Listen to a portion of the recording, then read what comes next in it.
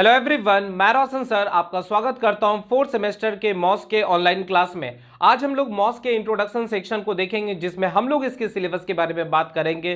साथ ही साथ कौन सा बुक को फॉलो करना है वो भी आपको बताएंगे, और किस तरह से हम लोग पढ़ाई करेंगे वो सब के बारे में आज डिटेल आपसे डिस्कशन करेंगे। तो सबसे पहला जो हम लोग का सब्जेक्ट है उसका नाम है मैकेनिक्स ऑफ स्ट्रक्चर, जिसको हम लोग मॉस के नाम से भी जानते हैं। मैकेनिकल वाले इसको मैकेनिक्स ऑफ सॉलिड के नाम से सब्जेक्ट को पढ़ते हैं। साथ ही साथ अलग अलग यूनिवर्सिटीज में या बोर्ड में जो है इसको एक अलग नाम से जाना जाता है, स्ट्रेंथ ऑफ मटेरियल या मैकेनिक्स ऑफ मटेरियल के नाम से भी जाना जाता है। तो लगभग 4 नाम से आप इसको बता सकते हैं, और हम लोग के सिलेबस में इसको मैकेनिक्स ऑफ स्ट्रक्चर के नाम से जानता है।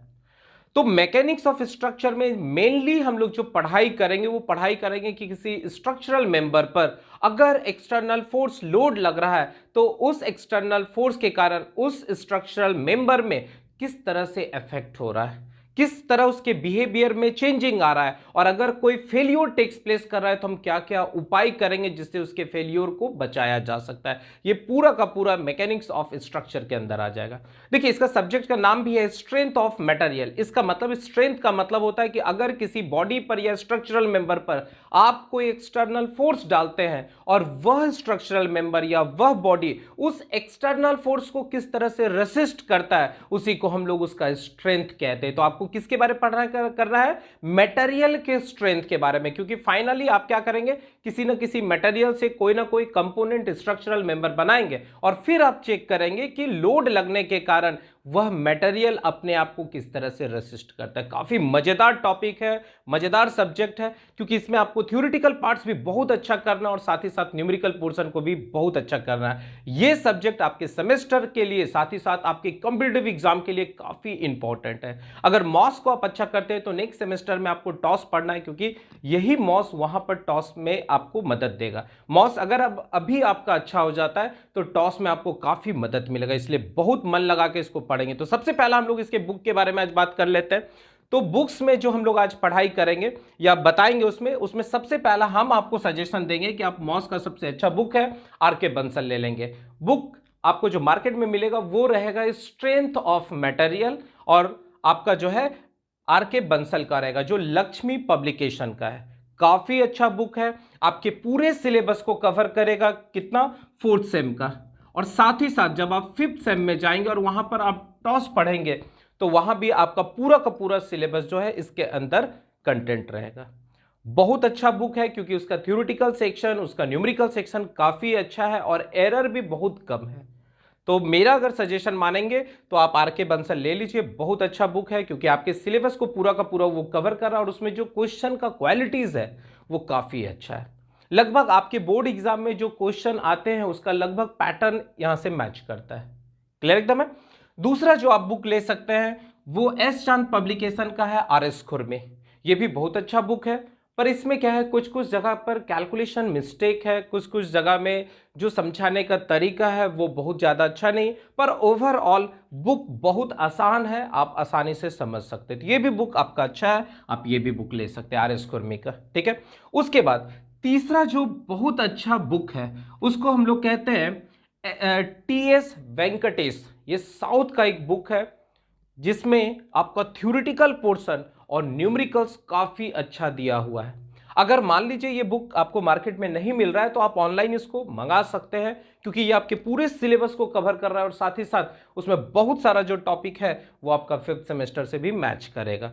तो अगर देख लेंगे, आपको ये बुक अगर मार्केट में मिलता है तो आप ये भी ले सकते हैं, अदरवाइज आप लाइब्रेरी से ये सब बुक को निकाल सकते हैं। देखिए, मॉस का बुक एटलीस्ट आपको रखना ही पड़ेगा, चाहे आप किसी राइटर का रखें। जनरली आप कोशिश करेंगे कि आर के बंसल का ही ले लीजिए, क्योंकि ये बुक आपका ऑब्जेक्टिव भी काफी कवर करता है। जैसे जैसे टॉपिक खत्म होता है ऑब्जेक्टिव भी लगभग हर यूनिट में आपको 20-50 ऑब्जेक्टिव है। तो सोचिए कि थ्योरेटिकल पार्ट्स के साथ अगर आपका ऑब्जेक्टिव भी कवर हो रहा है तो सेमेस्टर का मैक्सिमम पोर्शन आप वहां पर कवर कर पा रहे हैं। ठीक है। तो यहां से आप टी एस वेंकटेश भी ले सकते हैं, ये भी अच्छा बुक है। उसके बाद दूसरा जो है ये एस चांद का ही है, आर के राजपूत। ये भी अच्छा बुक है, इसमें बहुत सारा यूनिट बहुत अच्छा से भी दिया हुआ है, कुछ कुछ यूनिट बहुत अच्छा नहीं भी दिया हुआ है। जनरली देखिए, हम आपको जो पढ़ाएंगे तो ये सारे बुक का निचोड़ आपको पढ़ाएंगे। मतलब किसी किसी सब्जेक्ट में या किसी किसी बुक में जो है हो सकता है कि आर एस खुरमी का कोई पोर्शन बहुत अच्छा दिया है तो आपको वहां से कॉन्सेप्ट दे देंगे। अगर आर के बंसल का हमको लगा कि नहीं यहां से आर के बंसल बहुत अच्छा लिखा हुआ है या बताया हुआ तो हम आर के बंसल का यूज कर लेंगे। मतलब आपको जो न्यूमेरिकल्स बताएंगे वो सारा का सारा ये सारे बुक से मिला के बनाएंगे। कोई स्पेशल बुक हम आपको नहीं बोलेंगे कि नहीं आप यही खरीदो, पर आपको जरूर बोलेंगे कि आर के बंसल बेस्ट बुक है, आप ले सकते हैं। ठीक है, एकदम बात मानिएगा। बाकी बात आप फ्री हैं, आप कोई भी बुक ले सकते हैं। इवन आप देख लीजिएगा कि आपके कॉलेज में टीचर लोग क्या रिकमेंड करते हैं, आप वो भी ले सकते हैं। पर मेरा सजेशन ये, क्योंकि ये मॉस जो है लगभग हम 10 साल से पढ़ा रहे हैं, तो इस सब्जेक्ट में हमको पूरा पकड़ है कि हमको कितना पढ़ाना है, क्या पढ़ाना है। आप जैसे ही क्लासेस कुछ दिन कीजिएगा आपको खुद ही अनुभव होने लगेगा कि कहीं ना कहीं ये सब्जेक्ट जो है एक्सपीरियंस टीचर के मदद से या उसके साथ पढ़ने से काफ़ी मदद मिलेगा। ठीक है, दूसरा जो है ये आप लोग का साधु सिंह, ये भी अच्छा बुक है, आप इसको भी ले सकते हैं। ठीक है, उसके बाद आपका फिर स्ट्रेंथ ऑफ मटेरियल का पूनमिया आता है, आप पूनमिया को भी ले सकते हैं। तो ये कुछ इंपॉर्टेंट बुक है जो आप नाम लिख लेंगे। अगर इसमें से कोई एक बुक खरीद लिए तो बाकी बात बुक अपने कॉपी में लिखिए, जरूर आप लाइब्रेरी कभी जाएंगे तो वहां से आप ले सकते हैं। पर मॉस का बुक आपको एकदम लेना ही लेना है, क्योंकि ये पूरा का पूरा 100% न्यूमेरिकल पेपर है।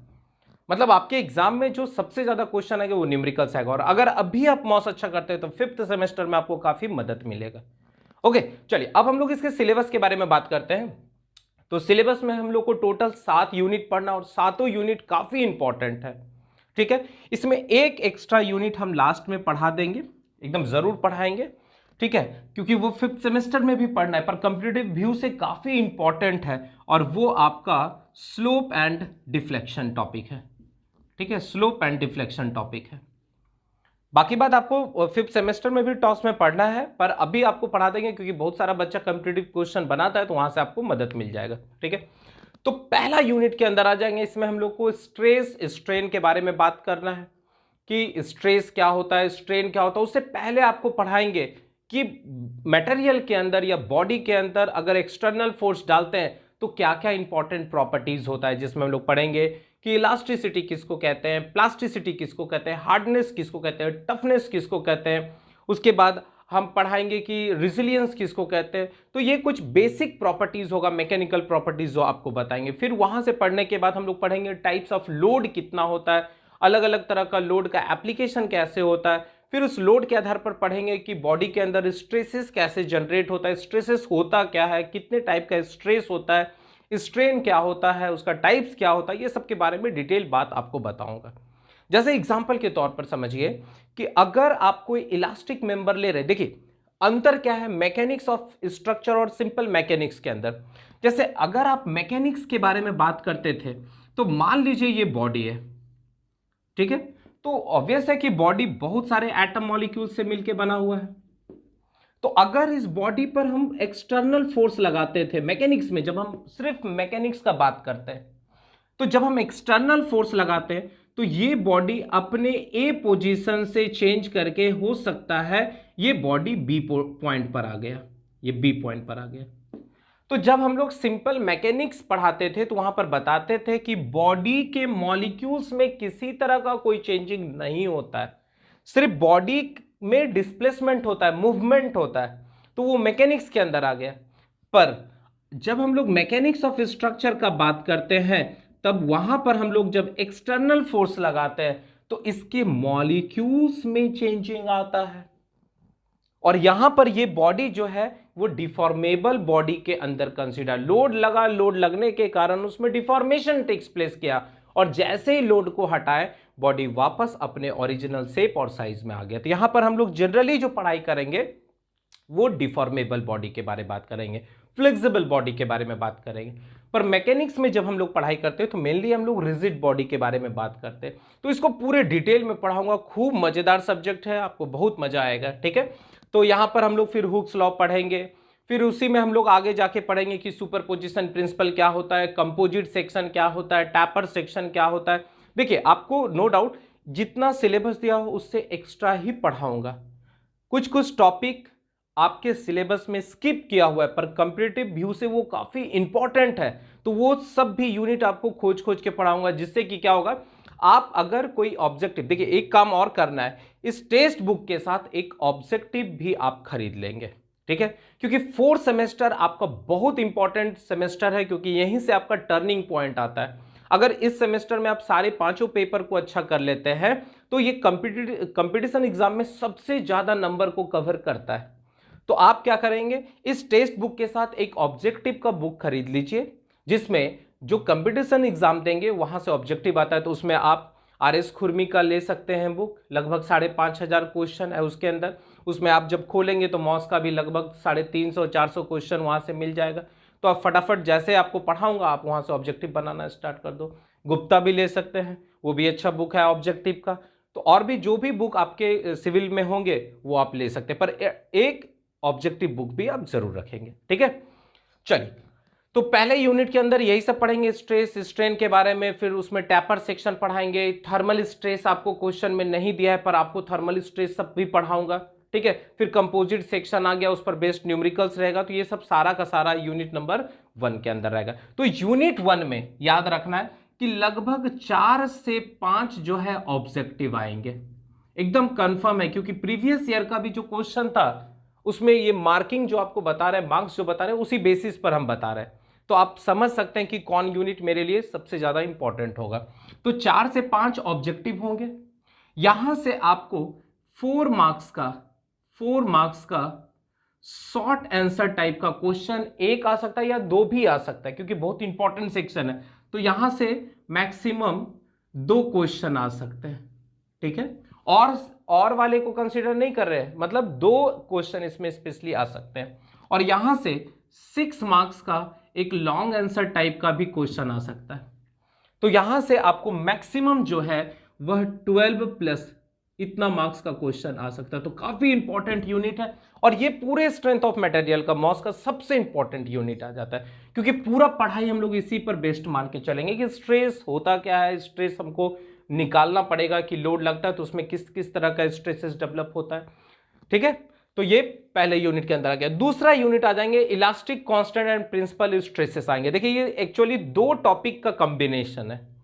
इलास्टिक कांस्टेंट एक अलग यूनिट के अंदर आ जाता है और प्रिंसिपल स्ट्रेस एक अलग चैप्टर के अंदर आ जाता है।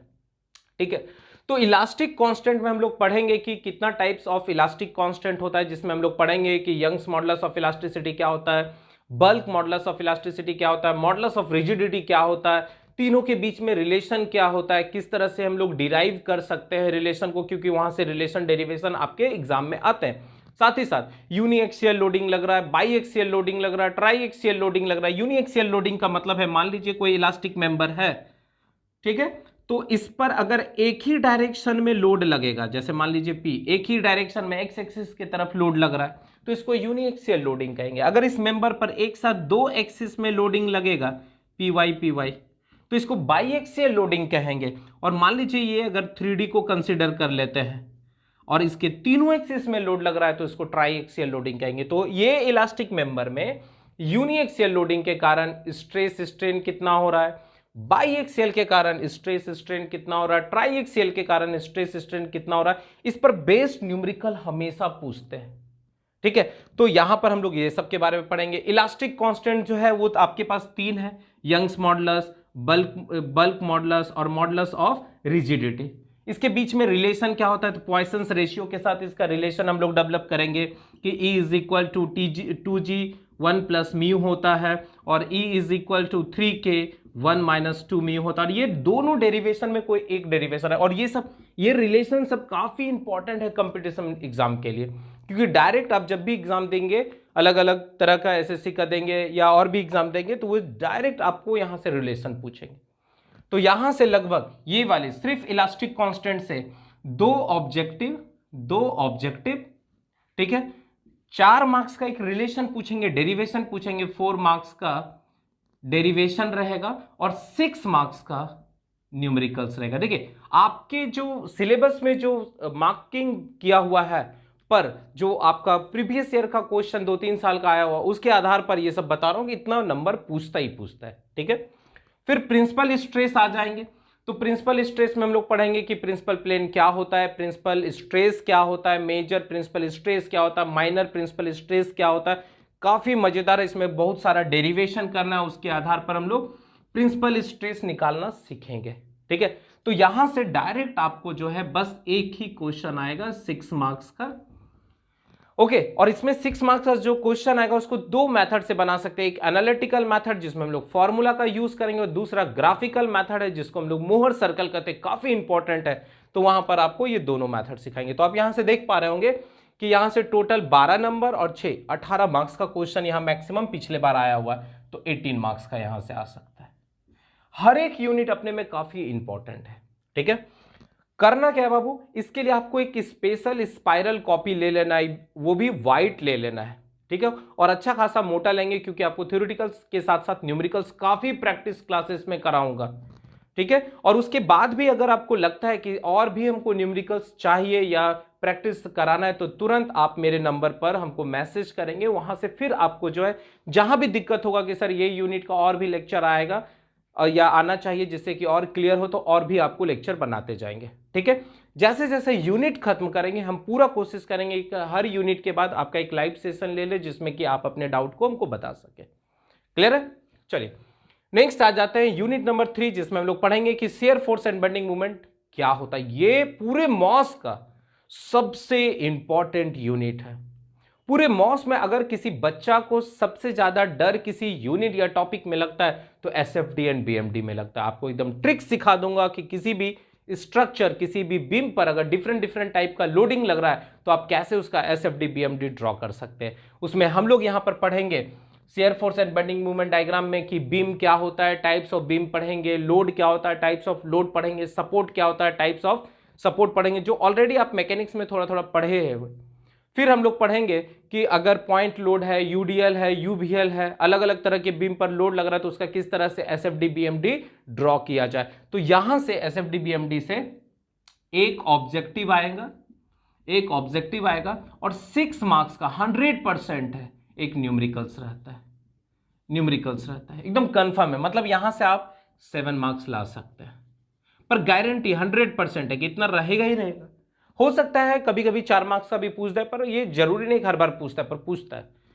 पर यहां से 6 मार्क्स का एक न्यूमेरिकल्स पूछेगा। और कॉम्पिटिटिव एग्जाम आप इंडिया में जो भी एग्जाम देंगे हर बार एसएफडी बीएमडी से क्वेश्चन देना कभी नहीं भूलता है। और अगर आपका बेस अच्छा इसका बन गया तो आप आसानी से सारे ऑब्जेक्टिव क्वेश्चन को भी एकदम ओरली बना सकते हैं और वो सारा ट्रिक्स आपको सिखा देंगे।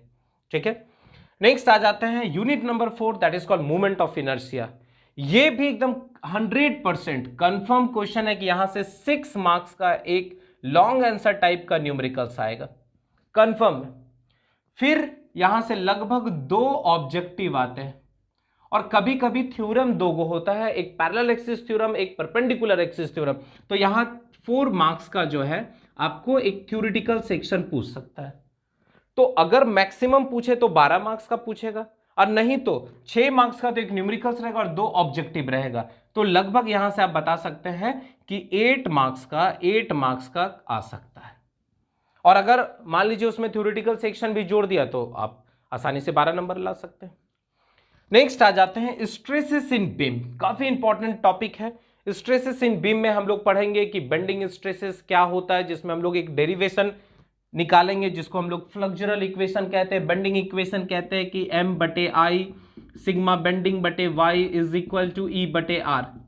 ये एक डेरिवेशन है जिसको हम लोग बेंडिंग इक्वेशन करते हैं। तो स्ट्रेसेस इन बीम में हम लोग ये डेरिवेशन सीखेंगे।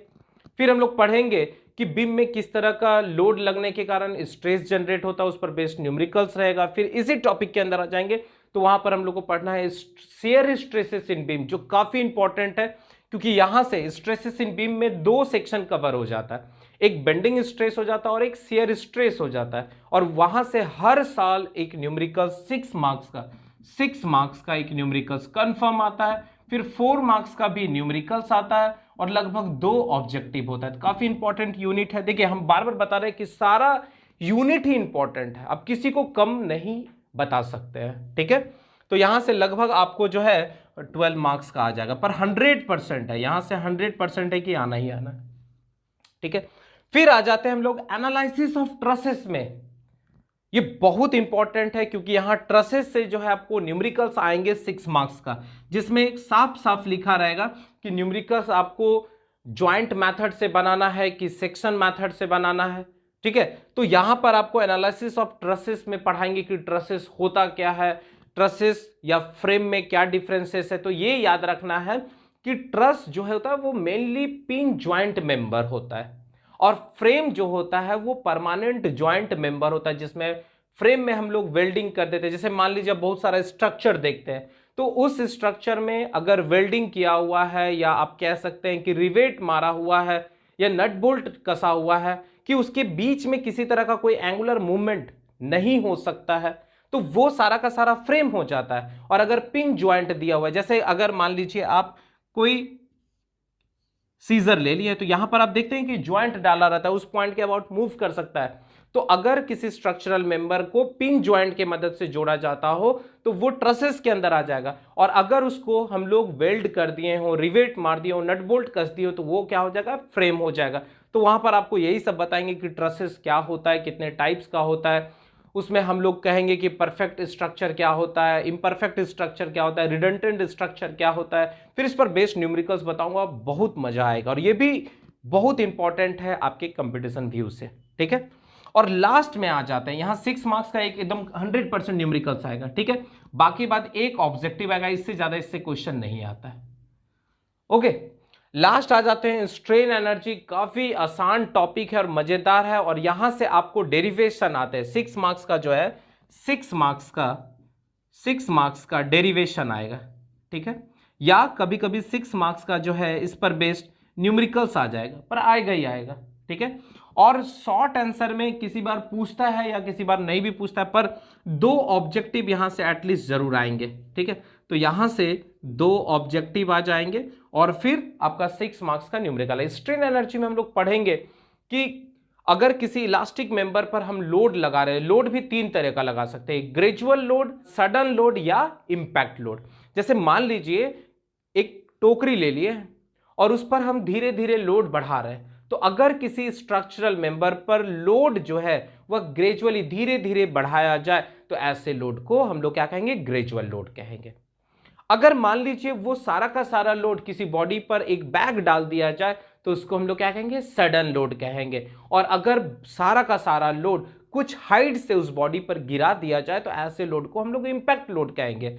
तो जब भी हम किसी इलास्टिक मेंबर पर ये तीनों टाइप का लोड लगाते हैं, तो उस स्ट्रक्चरल मेंबर में कुछ ना कुछ वर्क होता है, तो वो बॉडी अपने आप को वापस लाने के लिए अंदर में एक एनर्जी स्टोर कर लेता है, and that energy is called strain energy. उसी में हम लोग पढ़ेंगे कि रिजिलियंस क्या होता है, प्रूफ रिजिलियंस क्या होता है, मॉडुलस ऑफ रिजिलियंस क्या होता है, अगर ग्रेजुअल लोड लग रहा है तो इलास्टिक मेंबर में स्ट्रेन एनर्जी कितना डेवलप होता है, सडन लोड के कारण स्ट्रेन एनर्जी कितना डेवलप होता है, इंपैक्ट के कारण स्ट्रेन एनर्जी कितना डेवलप होता है, खुद के वजन के कारण स्ट्रेन एनर्जी कितना डेवलप होता है। बड़ा मजेदार यूनिट है, बहुत मजा आएगा। बस आप थोड़ा सा याद रखेंगे कि जैसे जैसे लेक्चर आएगा आप उसी समय उसको अपने कॉपी में नोट डाउन करेंगे, और बुक आपके पास रहेगा, और खोज खोज के आप वहां से फटाफट न्यूमेरिकल्स बनाते जाएंगे।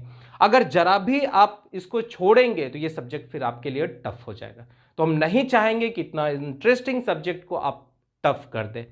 ठीक है, बाकी बात, आपको किसी भी तरह का कोई प्रॉब्लम होगा आप हमको आसानी से मेरे नंबर पर कॉल कर सकते हैं, वो आपको ऑलरेडी हम लेक्चर में प्रोवाइड कर दे रहे हैं। ठीक है, तो आज के लिए बस इतना ही रहने देता हूं। नेक्स्ट लेक्चर में हम लोग अपने यूनिट के साथ मिलेंगे, तब तक आप लोग अच्छे से इसको पूरे सिलेबस को अपने कॉपी में नोट कर लीजिएगा, बुक ले लेंगे, कॉपी ले लेंगे, और नेक्स्ट लेक्चर का वेट करेंगे। ठीक है, चलिए, और लास्ट में एक और इंफॉर्मेशन बता देता हूं कि ये सारा का सारा मॉस का मेरा जो लेक्चर है, अगर आप सारा सब्जेक्ट एक साथ पढ़ते हैं तो पॉलिटेक्निक एकेडमी के ऐप पर रहेगा, और अगर ये पेपर आप सिंगल हमसे पढ़ना चाहते हैं तो आप मेरे जय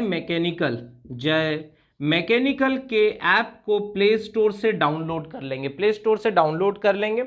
उसके बाद जैसे वो खुलेगा तो आप स्टोर में चले जाएंगे और वहां व्यू ऑल पर क्लिक करेंगे, तो मैकेनिक्स ऑफ स्ट्रक्चर का एक फोल्डर बना होगा, और वहां से आप मेरे क्लासेस को ज्वाइन कर सकते हैं। ठीक है, तो चलिए आज के लिए बस इतने रहने देता हूं। नेक्स्ट लेक्चर में हम लोग अपने टॉपिक के साथ मिलेंगे, तब तक आप लोग अच्छे से रहिए। ठीक है, चलिए, थैंक यू।